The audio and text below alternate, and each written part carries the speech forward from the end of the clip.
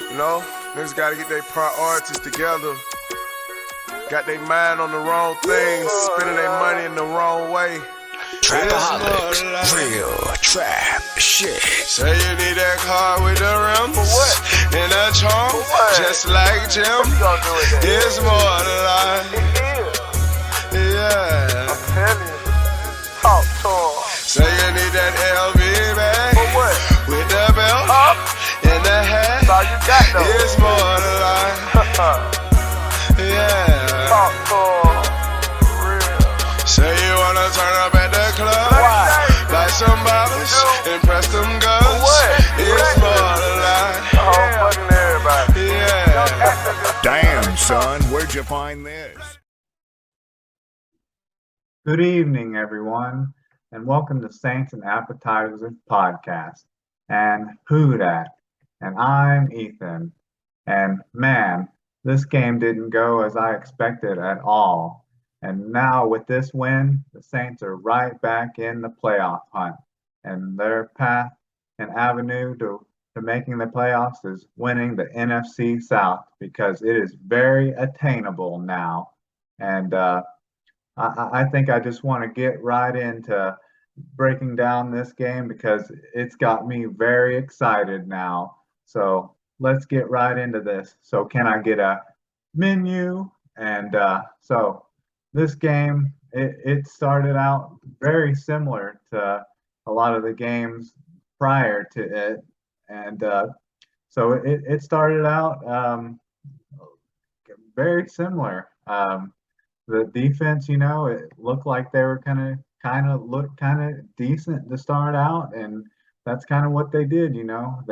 They looked like they were gonna be good, and I don't know, it looked like they may be good to start and then kind of fall off. And so the Raiders, they got the ball first, and right off the bat, the Saints, they gotta stop. They got a 3 and out, and then the Saints get the ball next, and then what do you know, that they go 3 and out, so they trade 3 and outs to start. And then on the Raiders second possession, it looks like, oh, here we go, they start marching down the field a little bit, and I was like, oh well, we've seen this before. And then they get close to midfield, and they I think they committed a legal formation, or some I think an illegal formation penalty that backed them up 5 yards, and then they throw it like 3 times, and the last on third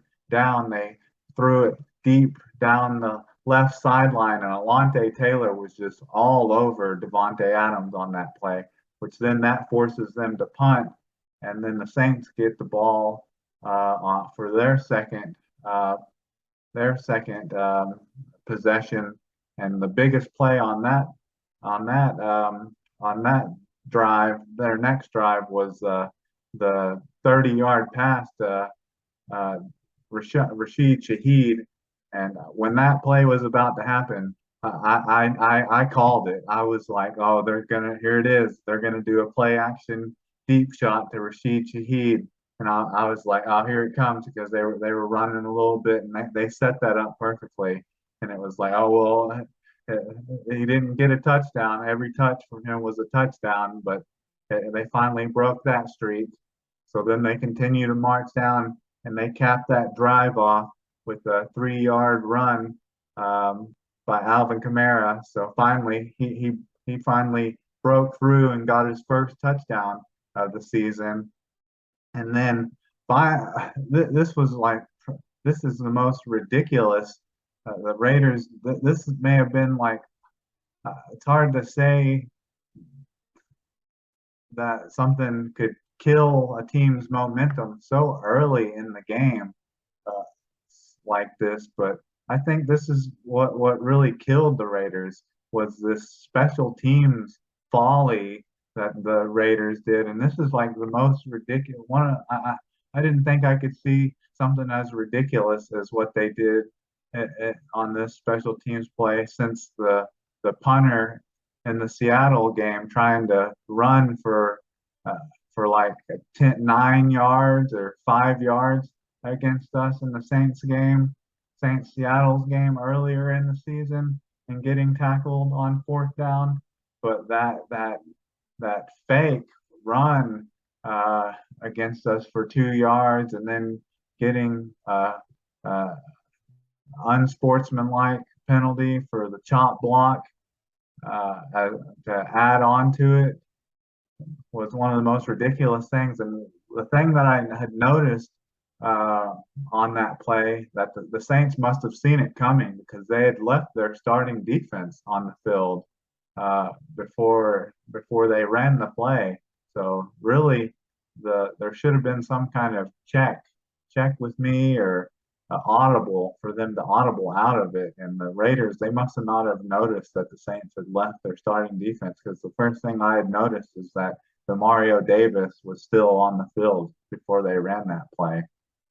And then the Saints got the ball back, and really every time that the Saints get a turnover or get great field position, I'm always like, oh, they need to score a touchdown, need to score a touchdown. And that seems to be one of their big issues, is every time they get a big play on defense, or get a decent return on a punt, and start with good field position, they seem to never really be able to capitalize on it. So of course that drive just they end up only being able to get a field goal out of it. And when they got the fourth and ended up being only on 4th and 1, I was wanting them to go for it, but of course Dennis Allen, he seems to be very conservative, and I think that's one of the reasons a lot of people don't like him.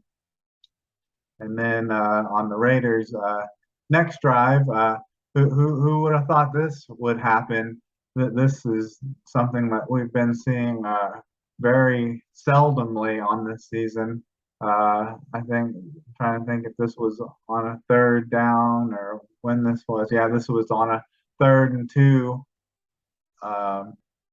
Derek Carr threw over the middle on a 3rd and 2, and Pete Warner tipped it up in the air, and Tyrann Mathieu actually caught an interception.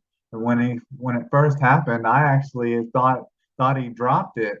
And when they did the replays and stuff for it, it did look like it was kind of bobbled. So for once, a play, and the referees looked like they were actually went in the Saints' favor on that play. So the Saints actually have 2 interceptions on the season, and both of them have been caught by Tyrann Mathieu, if you can believe that. So Tyrann Mathieu has been getting a lot of flack for some of his coverage and his lack of inability for making tackles and things like that. But you got to give him credit for the most part. When there's an interception to be had, he usually makes it, even though he had one. I think it was on that last play of the drive that he should have caught. Should have been a pick six that he should have been able to take to the house for, like, should have been like a 80-something, 90-yard pick six that would have sealed the game earlier on. But still, that was a big momentum shifter as well, besides the special teams folly before that. And so then the Saints get the ball back there, and they march down the field, and then end up getting into a 1st and 15 at the 16. And when they got into that position, I thought that with their been having such an issue in the red zone, I was like, oh, well, there's no way they're gonna score a touchdown here. They're probably gonna just have to settle for another field goal. And then Alvin Kamara just makes a ridiculous play over the middle, catch over the middle, and runs it in, and just beast modes over the end zone, and holding the ball over the end zone with a touchdown. Like he was just on another level in this game, getting his 2nd touchdown of the game. It was just amazing how good he was in this game. And then, like I said, the defense was just playing so good. They just next drive, Raiders punt, And then this really was the only bad play that the Saints had in this game was on the next drive. They marched down in the field goal range, and Will Lutz misses a 39-yard field goal. That's kind of unexpected. I don't know. Will Lutz has been good this season, but he hasn't been great. So then that kind of just ended the half there, and then on the Saints' first drive uh, of the uh, second half. Saints marching down the field, pick up their first down, and then they march down the field, and uh, Andy Dalton throws a completes a 36-yard pass to Alvin Kamara, and he just outruns the uh, entire Raiders defense, and pretty much from there, that was pretty much at that point that was pretty much like the nail in the Las Vegas Raiders defense, honestly. So yeah, so this was just an amazing game all around, offensively, defensively, and couldn't have expected. For once, it was nice to not be stressing out throughout an entire game. So let's look over some stats here for the game, because there was some. So like Alvin Kamara, he had like 18 carries for 62 yards and a touchdown. Just a 9 yard. It's kind of hard to believe that his longest run was for only 9 yards. He did most of his damage through the air, honestly, through receiving, honestly. So he had 9 catches off of 9 targets. So he caught like almost every pass thrown to him for 96 yards and 2 touchdowns, with the 36-yard long that was on a touchdown. And Taysom Hill contributed quite a bit in the run game as well, because Mark Ingram went out early with a knee injury. I think it was on his one catch for 2 yards. He hurt his knee, and I think he's got a sprained knee or something. I think he's going to be out for 3 to 4 weeks, is what I heard. But Taysom Hill, he had 10 carries for 51 yards and a long of 11 yards. So he was basically the running back after Mark Ingram went out. And Andy Dalton was really good in this game. He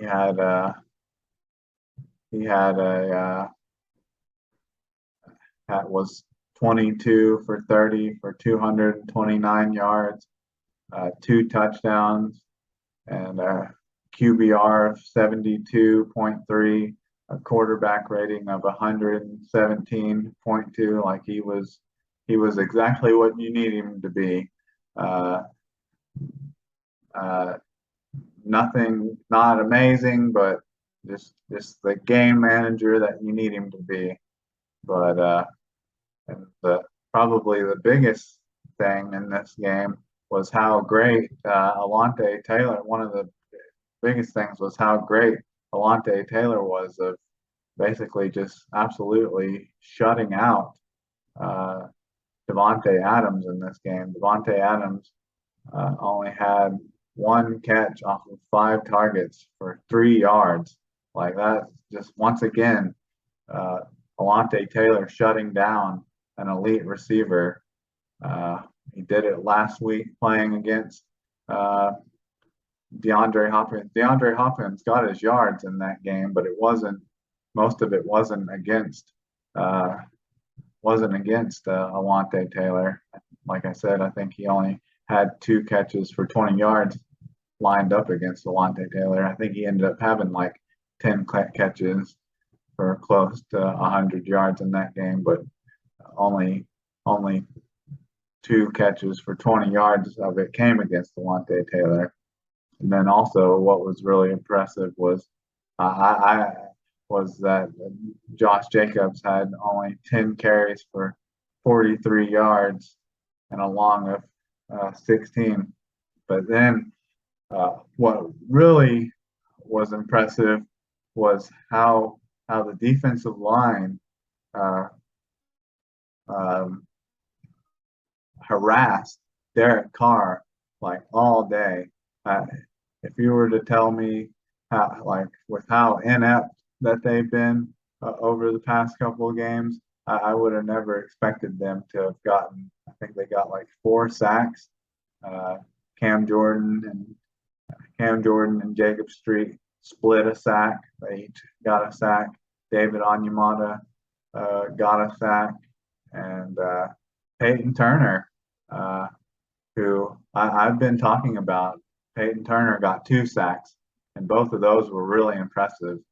How he was beating his man. He cut inside and did a nasty swim move on a guard, I think, pulling guard on one of them. And I've been talking about Peyton Turner. A lot of people talk bad about him, calling him a bust, calling him a bad pick, and I hadn't talked about him like that. I've talked about how you can't give up on a player, on a first or second round player after just 1 year, after 2 years. You can't give up on high draft picks after just 1 or 2 years. You got to give them a little bit of time, 2-3 years, because that Cesar Ruiz is the perfect example of that. This is Cesar Ruiz's 3rd year, and a lot of people were after Cesar Ruiz's 2nd year calling him a bust. And it looks like Cesar Ruiz is the best offensive lineman on the team now. So it's just Peyton Turner's 2nd year, and he hardly even played last year. So, I mean, Peyton Turner, he's just been injured, and hardly even played. He hasn't had the reps. He hasn't been healthy. So you really can't say what he is. And so I'm glad that I haven't been talking bad about him, because you see the talent. He's got the size. He's got the length. He's got all the makeup of a guy that can do it. He just needs to get healthy, needs to get the reps. So he showed he can do it. So I'm glad that I'm happy that he went out there and put some tape out there. So that really makes me happy. I'm glad I'm not one of those people that's bashed him and called him a bust already. And I'm glad. It's funny to see people walk it back and crawfish on some of the bad stuff that they've said about him. Those kind of people are clowns, in my opinion. That they need to show receipts. They got receipts out there. It's the stuff they said, because you got bandwagoners for teams, and you also got bandwagoners for players. But you can go look back at my podcast and see that I never called him a bust. And I told you got to wait and give players time to develop. It's a little different when it comes to like, 4th, 5th, 6th rounds, 5th, 6th, 7th round players, but higher draft picks, you got to give them time to develop. So this was just a full all-around game. So really enjoyed watching this game. So after this game, I watched the Panthers game, Panthers Falcons game. So this game ended just in time to watch the Panthers Falcons game. So right when I tuned into that game, the Panthers, I think they went up on the. I think the Panthers went up on the Falcons like 28-24 or something like that. Yeah, I think that's what the score was. 28-24.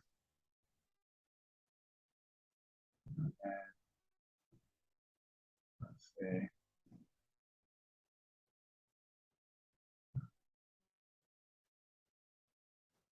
want to say. I'm trying to remember what the score was, but anyway, I can't remember exactly what the score was, but they went up on them with a touchdown and took the lead. Anyways, they took the lead. I can't remember exactly what the score was, but Deontay Foreman scored a touchdown and took the lead. And then the Falcons came back out and Bird, their wide receiver, uh, quickly took back the lead, like caught a pass over the middle, and no Carolina Panther was even in sight, and he just raced to the end zone and scored a touchdown like easily. And then like after that, the the Panthers only had like 40 seconds left to try to march down the field and try to score. And like at that point, I thought the game was like over at that point. And uh,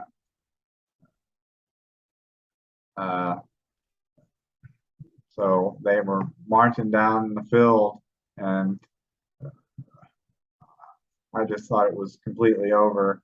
And PJ Walker just throws that dart of a Hail Mary to DJ Moore. And of course, I'm sure you've seen by now, it's all over the place about how he took his helmet off and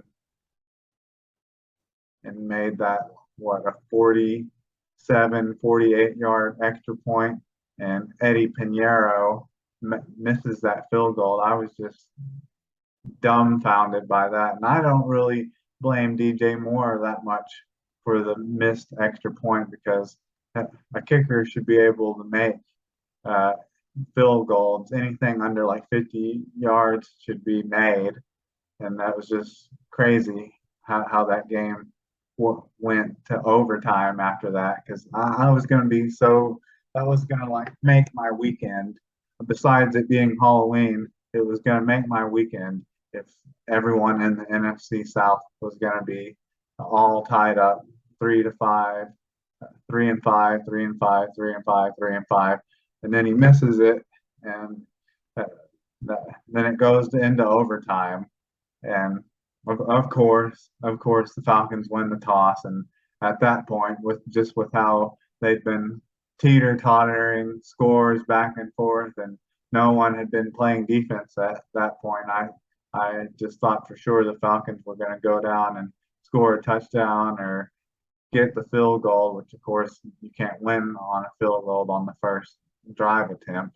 But then they go down there, and Marcus Mariota throws an interception and almost gets returned for a pick six, but it gets returned all the way to the 20-yard line. And then Eddie Pinheiro misses a freaking 32-yard field goal again, and he's screaming like, I'm thinking like, man, like what are you screaming for? Hell, all your players, all your teammates should be screaming at you. You just look like a complete idiot on that play. Like, I want to say I don't condone violence, but if you've watched any of my other podcasts, obviously I do UFC and MMA podcasts, so I'd be lying if I don't say I condone violence. But man, that's stupid, man. Man, I just wanted to punch. At that point, I just wanted to punch Eddie Pinheiro in his face, because man, he's just like, I'm coming off of such a great win. The Saints are coming off such a great win, beating the Raiders 24-0. So he's like ruining that for me. He's ruining my momentum and my hype. And then of course the Falcons march down the field after that, and we know Young Koo isn't going to miss a field goal. Definitely anything under 50 for Young Koo, he's going to bang it right down the middle, and of course he did.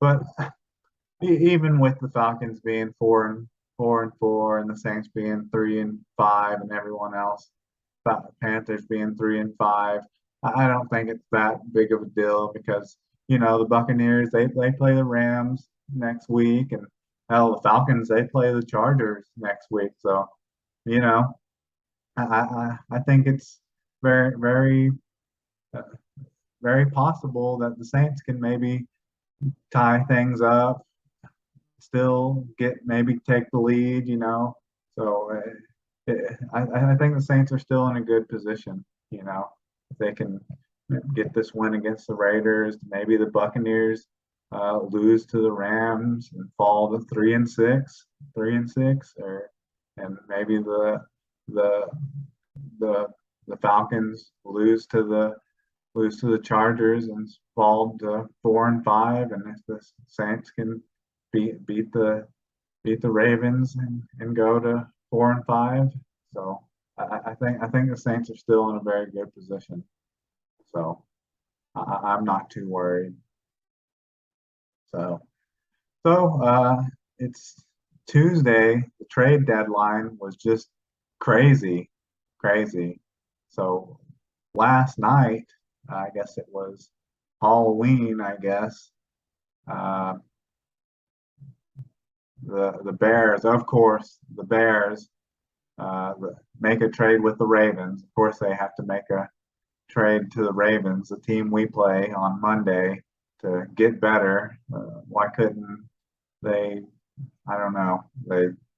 Wish they wouldn't have made this trade with them before the Saints have to play them. That's only out of all these trades, this is the one that has to affect the Saints, and it's probably, I don't know if you, out of all these players, I don't know. There's some pretty good players on this, but he's definitely one of the best players that was traded.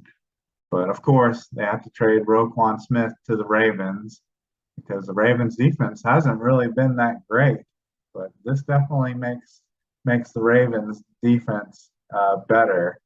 That's for sure. So the Bears trade Roquan Smith to the Ravens, and he's been wanting to be traded for quite a while now. He was doing the whole hold-in situation and wanting to be traded, and seemed kind of disgruntled with their front office. So he was traded for like a second round pick and I think some other stuff. I don't know. I don't have the full list of what every single one of these players were traded for. I think I got like 8 different players were traded for the deadline, and then got some other players here. I'll list them all off.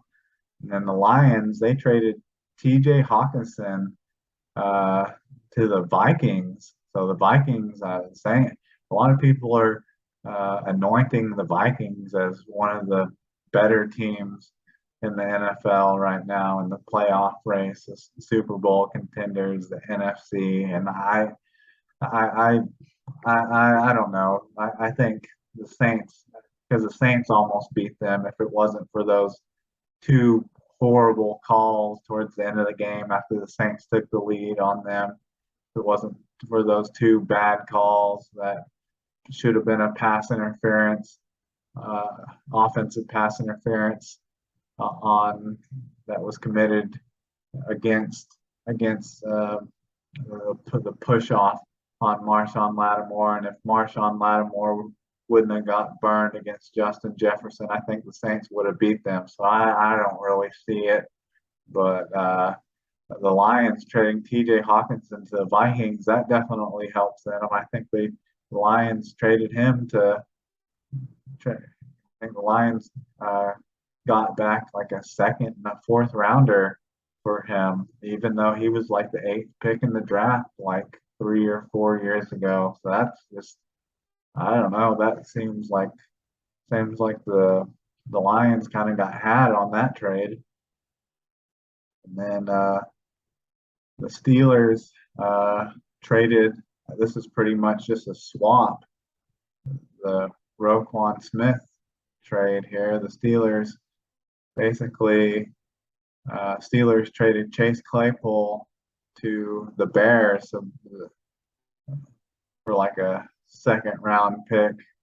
The Bears traded a second round pick to the Steelers for Chase Claypool, which was the second round pick they got from the Raiders. So they basically traded Roquan Smith to get Chase Claypool, basically. And then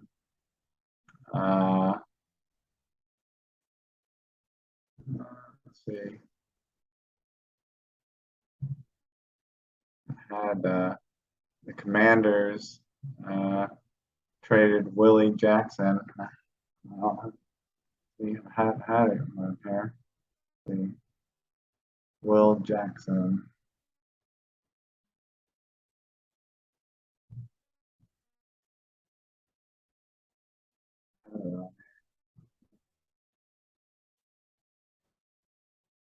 Yeah, the Commanders traded Will Jackson to the Steelers. So there's teams that are trading, and then they're trading their players, and then they're trading for players. Kind of interesting how teams are doing that. So then the Commanders traded Will Jackson the third to the Steelers. And then we have the Broncos trading Bradley Chubb to the Dolphins. I think the Dolphins traded for Bradley Chubb. That they gave away a first round pick to the Broncos, and that's a high profile player. Bradley Chubb is a heck of a pass rusher. I think he was the highest pick. I think he was the only player that was traded away for like a first round pick out of all these players. And then this is kind of one that kind of involves the Saints. The Saints were kind of looking for like a running back kind of at the trade deadline because Mark Ingram got hurt and they're kind of needing someone kind of possibly to take the load off of Alvin Kamara, but the Dolphins traded a fourth round pick to the 49ers for Jeff Wilson.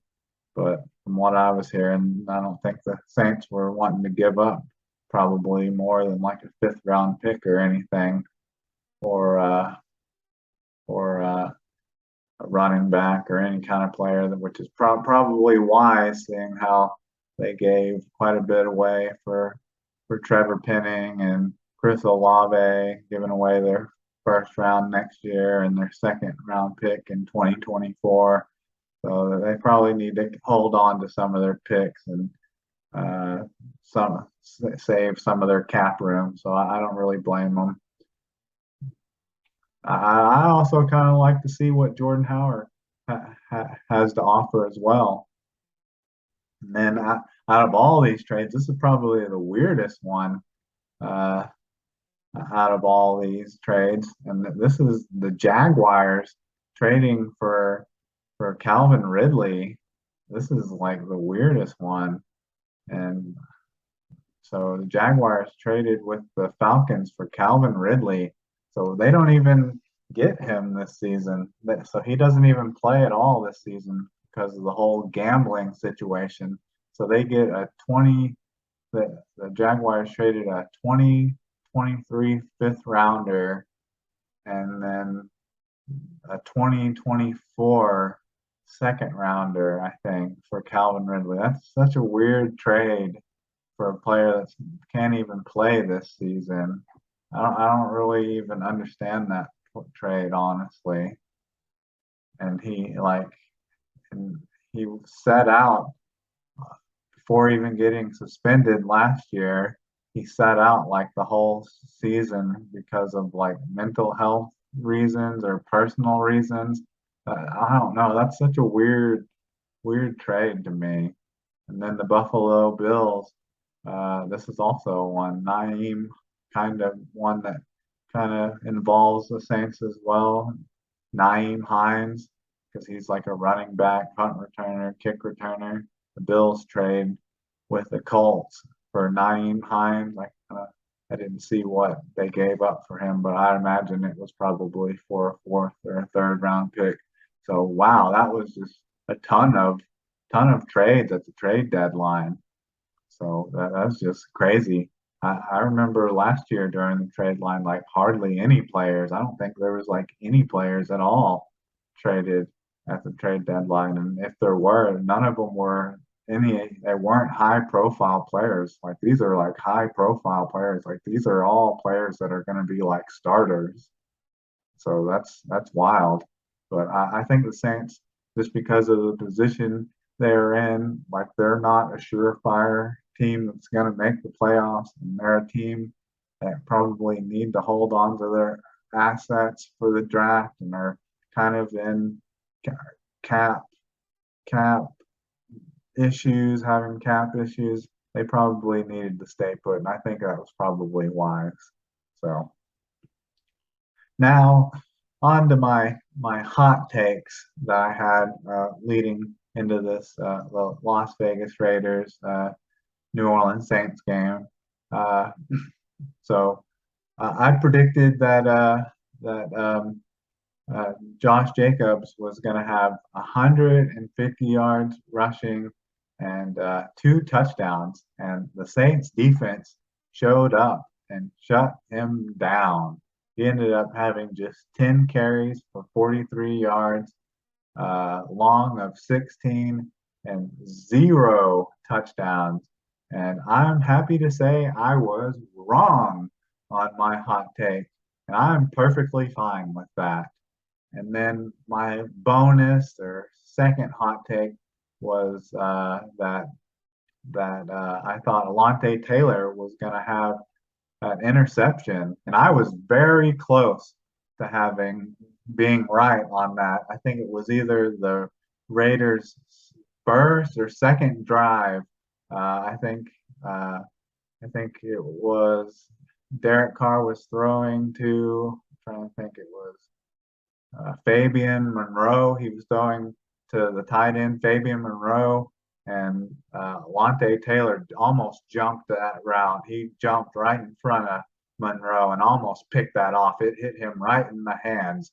So I was very close to predicting that. Derek Carr almost threw one right to Alontae Taylor. So I'll admit I didn't get either one of those right, but I was very close to getting one of those right. So Alontae Taylor, he is very good, and he's not afraid of taking chances. And it'll be very interesting to see if any more of these injured players like Marshawn Lattimore, Jarvis Landry, Michael Thomas, Adam Trotman come back.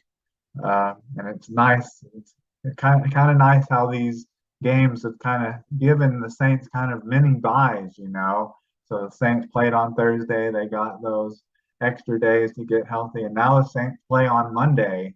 So they get an extra day to get healthy there. So it'll be interesting to see if any of those injured players come back. I kind of predict that maybe at least Adam Trotman will come back because he did practice on Friday leading into this Raiders game. So maybe he'll come back.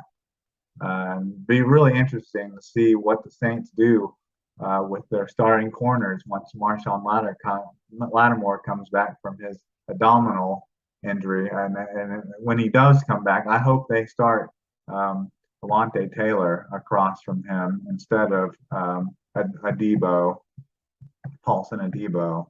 Because I think Alontae Taylor is definitely playing at a higher level at the moment.